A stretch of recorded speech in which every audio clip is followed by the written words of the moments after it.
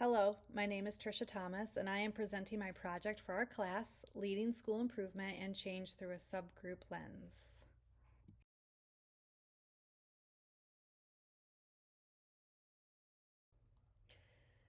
Vance's vision statement shows its commitment to high quality instruction.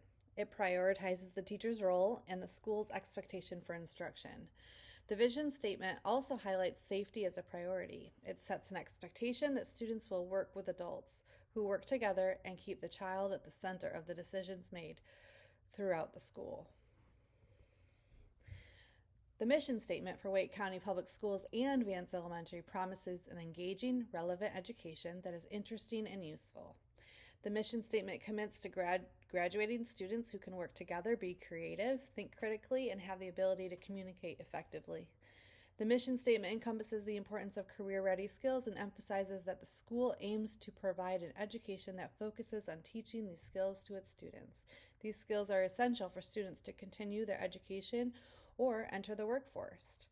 And then there's the core beliefs and values. At Vance Elementary, the core values are to keep the most qualified teachers and to be willing to find resources to meet all learning needs and close the achievement gaps. Teachers are staying at Vance.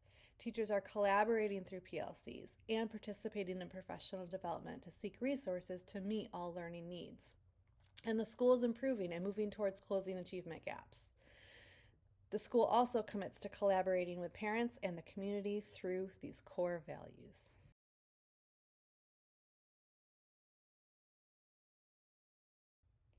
Data collected was the demographic information of students and staff, student assessment data, NC report data, MTSS, My Future NC, teacher working condition survey. The bold items are the items that were the most impactful.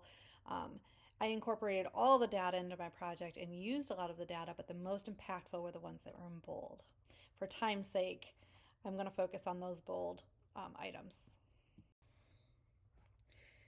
Here's the historical data for race and gender at Vance Elementary. You'll see 2022, 2023, and 2024.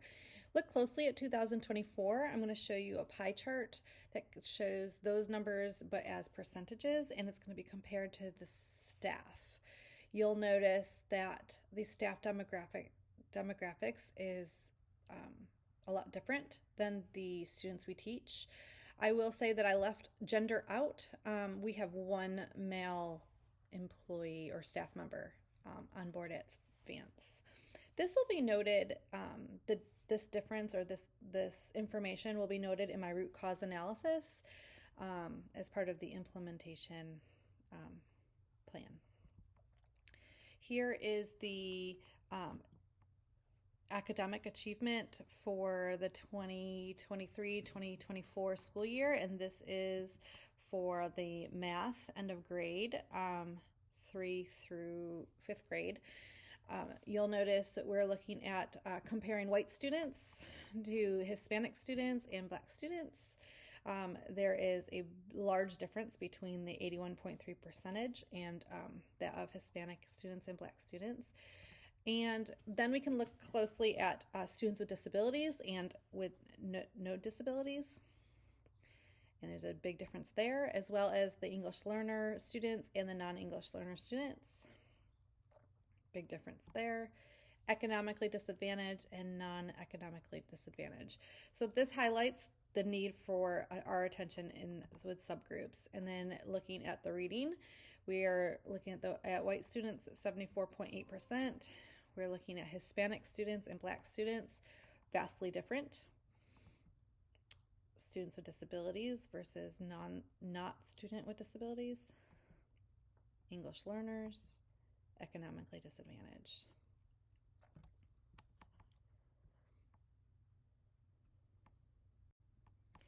The last piece of data that was collected and worth noting was that based on the teacher working conditions survey. Before I go into what you see on the screen, what I noticed at Vance is that our scores, our agreeability on the teacher working conditions survey is really high, very high, which one at first glance would say that's really great.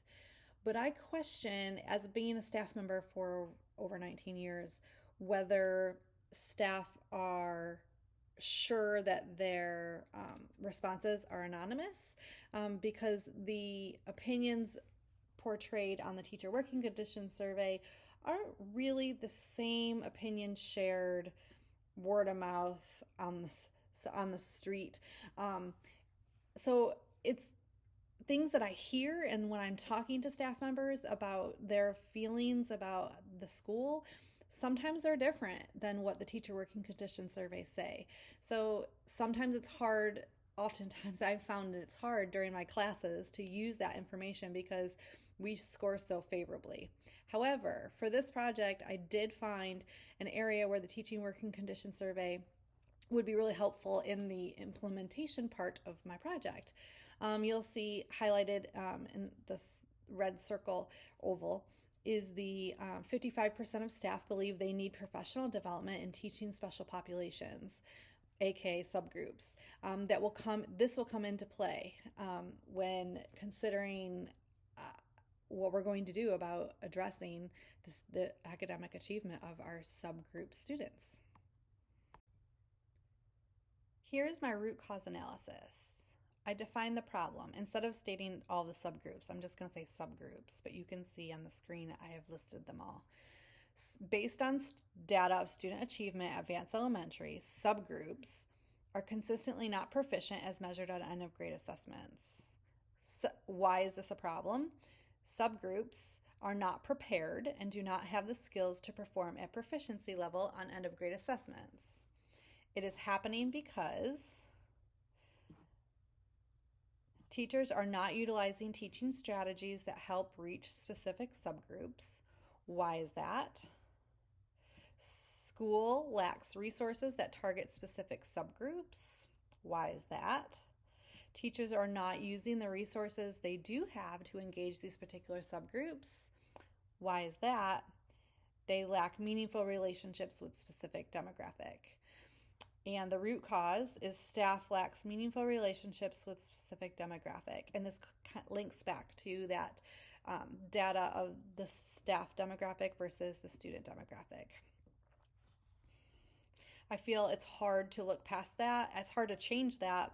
So it's the challenge, but I think it is something that we as a staff have to acknowledge, and we have to be aware of it and try to reach and try to connect with all students.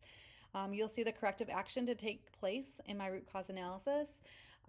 We're going to go into research, and then we will talk about the action plan.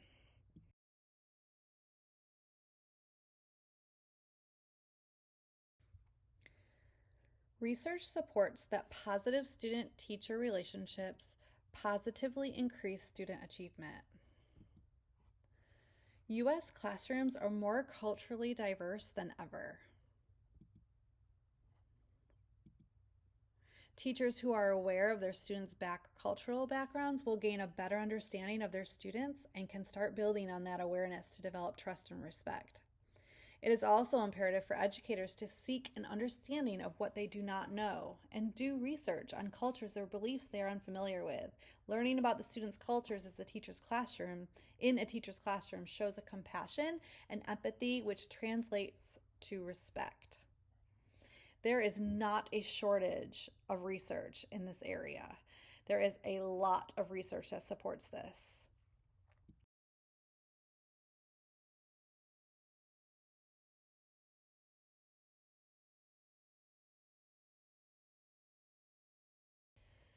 This is the action plan I included in my project.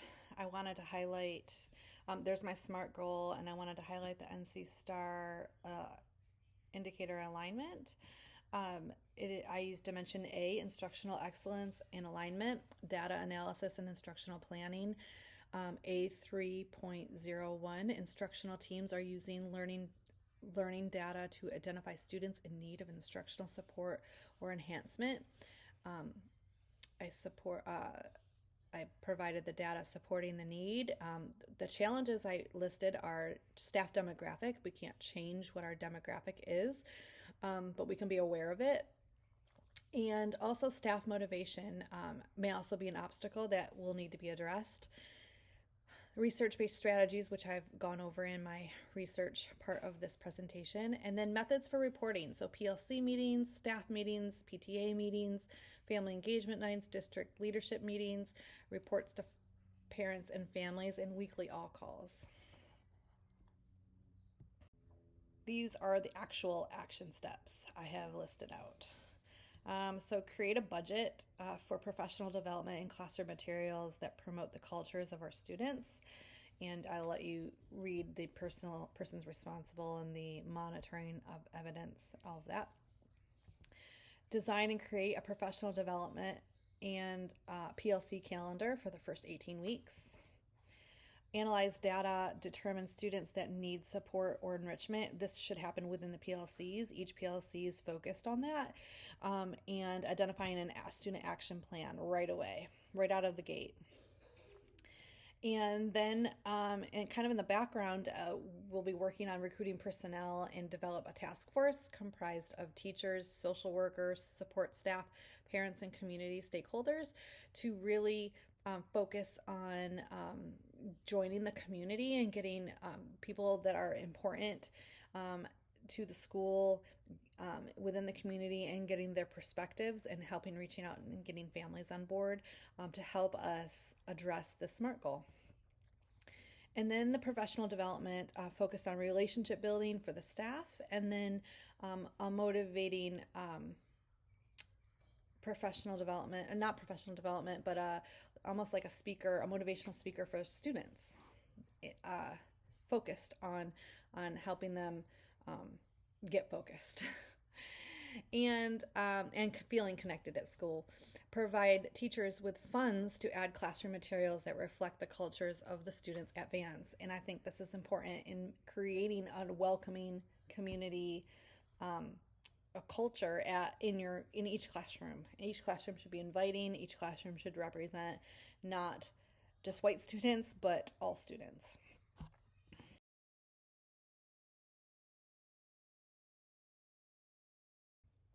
A budget must be developed to carry out the action steps to achieve the proposed goal. Something that was eye-opening for me was how expensive professional development is. Like to hire out people to come work with your school. The original package I was looking at was a total of $23,000 for the implementation of being culturally responsive. A culturally responsive school.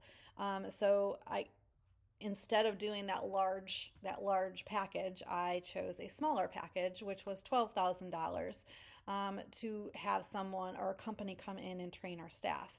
Now, I would love to research a little bit more into people within our county and resources that we have that are less expensive. And then you'll see that motivational speaker for kids was about $2,000, which is actually something we're implementing this year, and culturally sensitive books. Those supplies and materials, I was going to work with PTA because they have a fund that they use for teacher supplies. But this was an eye-opening experience to do this budget. And I worked closely with my school secretary for budget codes, and she cross-referenced things for me and kind of helped me out with all of that.